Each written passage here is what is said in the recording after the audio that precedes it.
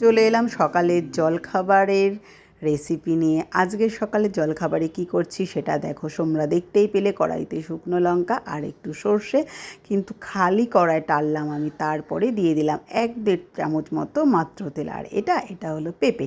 পেঁপে ছোট্ট ছোট্ট করে কেটে নিয়েছি। আর এই পেঁপে ভাজাটা দিয়ে রুটি খেতে জাস্ট দারুণ লাগে, একদম মজা লাগে বন্ধুরা। এই ভাজাটা খেতে কিন্তু খুব মজাদার হয়। এটা তোমরা রুটি দিয়েও খেতে পারো, পরোটা দিয়েও খেতে পারো, ইভেন ভাত দিয়েও খেতে কিন্তু খুব ভালো লাগে গরম ভাতে। আর ডালের পাতেও কিন্তু জমে যায় একদম।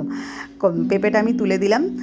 তেলটা হয়ে গেলে তারপরে একটু লবণ আর একটু পরিমাণ মতো হলুদ দিয়ে নাড়াচাড়া করে জাস্ট 5-7 মিনিট মতো চাপা দিয়ে রাখবো। ব্যাস, আমার কিন্তু পেঁপের তরকারি, পেঁপে ভাজা একদম রেডি হয়ে যাবে।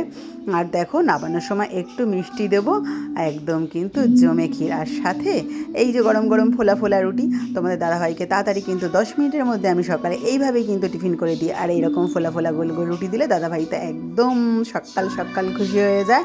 তো আমার সকালের জলখাবার বন্ধুরা তোমাদের কেমন লাগলে অতি অবশ্যই জানিও, ভুলো না কিন্তু কমেন্টে। আর কে কী সকালে জলখাবার খেলে আজকে জানিও কিন্তু। থ্যাংক ইউ বন্ধুরা, ভালো থেকো।